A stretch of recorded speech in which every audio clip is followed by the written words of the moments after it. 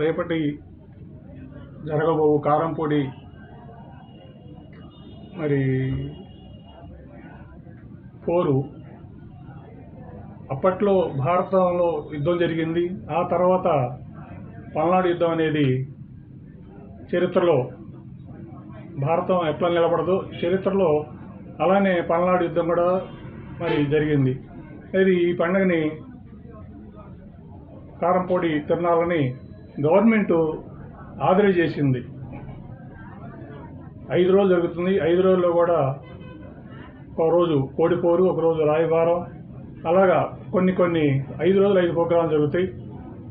ఇది పల్నాడు వీరులకి దీన్ని ఆ రోజు ఎవరైతే మరి యుద్ధంలో చనిపోయారో వారికి ధీటుగా వారికి జ్ఞాపకంగా పల్నాడులో మా కారంపొడిలో వీర్లగుడి అనేది వెలిసింది, కట్టించారు అప్పట్లో.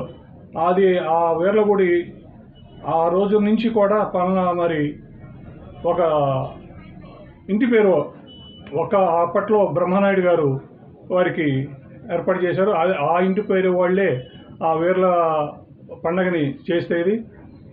దీంతో సాపకొటి సిద్ధాంతం అనేది ఒకటి తీసుకొచ్చారు మన బ్రహ్మనాయుడు గారు.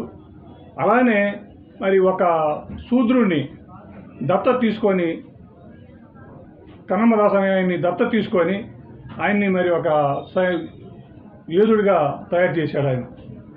సో మరి ఈయన హిందువు, ఆయన అందరూ హిందువులే, కానీ ఒక చిన్న కుటుంబం నుంచి దత్తత తీసుకున్నది చెప్పుకోదగ్గది. సాపకొట్టి సిద్ధాంతం అనేది కూడా మరి చరిత్రలో ఇంతవరకు ఎక్కడ జరిగింది దాఖలు లేవు. అలాంటిది మాచర్ల మంత్రి అయిన బ్రహ్మనాయుడు గారు ఆ రోజుల్లో సాపకొట్టి సిద్ధాంతం తీసుకొచ్చాడు. అదే పద్ధతిలో దాన్ని ఎలాగా చేయాలనేది అప్పట్లో గురజాలకి మంత్రిగా నాగమ్మ గారు, మాచర్ల రాజధానికి బ్రహ్మనాయుడు గారు వచ్చేసి వైష్ణవ భక్తుడు, నాగమ్మ గారు వచ్చేసేసి శివభక్తురాలు. ఈ వైష్ణవ భక్తుల్ని ఏ రకంగా డౌన్ చేయాలనేది ఆ కంకణం కట్టుకొని ఆ రోజుల్లో మరి నలగామరాజు వాళ్ళ కుటుంబంలో ఒకళ్ళని మరి అక్కడ హత్య చేయించారు. ఆ హత్య నుంచే దాన్ని యుద్ధంగా మారిపోయి పల్నాడు యుద్ధంగా మరి రగులుకొని రాజ్యాలు పోయినాయి. మరి అప్పటి నుంచి కూడా ఆయన బ్రహ్మనాయుడు గారు ఈ ఇంత నీచమైన మనకొద్దు అనేది ఆయన గృహంలోకి వెళ్ళిపోయి ఆయన జ్ఞానంలోకి వెళ్ళిపోయారని చెప్పేసి ప్రకృతి. దాన్ని మరి ఈ రోజున మన చంద్రబాబు నాయుడు గారు పల్నాటి వీరగాథల్ని అలానే ప్రతి సంవత్సరం జరిగే వీర్ల పండుగని మరి గవర్నమెంట్ ఆదేశంగా తీసుకొని చేసినందుకు పల్నాడు ప్రజానీకం చాలా హ్యాపీగా ఉంది. ఈ కార్యక్రమాన్ని మాచర్ల నియోజకవర్గ ఎమ్మెల్యే జూలకంటి బ్రహ్మానంద రెడ్డి గారు ప్రతిష్టాత్మకంగా తీసుకుని చేస్తున్నారంట, నిజమేనా? రేపు 19వ తారీఖు నుంచి బిగిన్ అయ్యి 5 రోజుల ప్రోగ్రామ్ని ప్రతిష్టాత్మకంగా తీసుకొని బ్రహ్మనాయుడు గారి చూపిన దారిలో నడుస్తూ మన మాచర్ల ఎమ్మెల్యే జూలకంటి బ్రహ్మారెడ్డి గారు పేరుకు తగ్గట్టే ప్రతి ఒక్క కార్యక్రమాన్ని కూడా మరి ఛాలెంజ్గా తీసుకొని ఈ కార్యక్రమం 5 రోజులు కూడా చేయాలని చెప్పేసి ఆయన పూనుకొని రేపున ఆయన ఆ కార్యక్రమాన్ని బిగించేస్తున్నారు. ఏది కూడా దగ్గరుండి ఆయన ప్రతి ఒక్కటి కూడా క్షుణ్ణంగా ఆలోచించి ఎమ్మెల్యే గారు ఈ ప్రోగ్రాన్ని తీసుకొని ఛాలెంజ్ చేస్తున్నారు.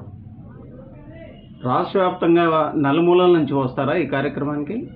ప్రతి ఒక్క రాష్ట్రం నుంచి, నలుమూల రాష్ట్రాల నుంచి, మన రాష్ట్రమే కాదు నలుమూల రాష్ట్రాల నుంచి కూడా ప్రజలు తండోపతండాలుగా ఈ కార్యక్రమం చూస్తానికి కోడిపోరు, మరి పందాలు, ఎద్దుల పందాలు, అలా కొన్ని కార్యక్రమాలు చూస్తానికి వస్తారు.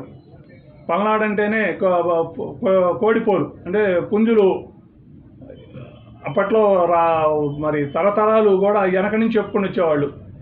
పోట్లాడలు కోడిపోరు పెట్టుకునేవాళ్ళు అప్పట్లో. అలాంటిది రేపు జరుగుతుంది. అదొక రోజు జరుగుతుంది. రాయబారం ఒక రోజు జరుగుతుంది.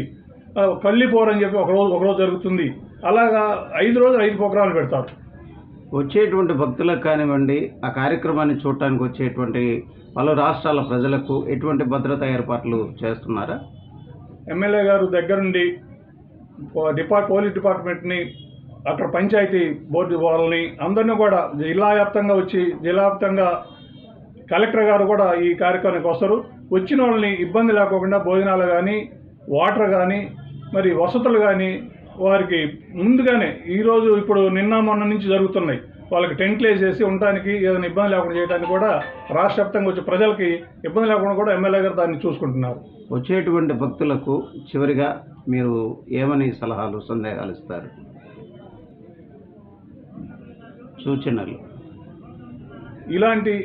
ఇలాంటి కార్యక్రమాలకు మరి వచ్చే భక్తులకి విన్నపం, ఇది భారతంలో జరిగింది, ఇప్పుడు పల్నాడులో ఒకప్పుడు జరిగింది. ఇలాంటివి వద్దు. ప్రజలకి మనం దేవుణ్ణి నమ్ముకుందాము. దేవుడే మనందరికీ కూడా ఏడుకోవాలి. అందరూ కూడా మరి ఈ చెన్నకేశ్వరుని తలుచుకొని అందరూ కూడా హ్యాపీగా ఉండాలి, అందరూ కూడా సుఖంగా ఉండాలని మా కోరిక. Okay sir, thank you very much.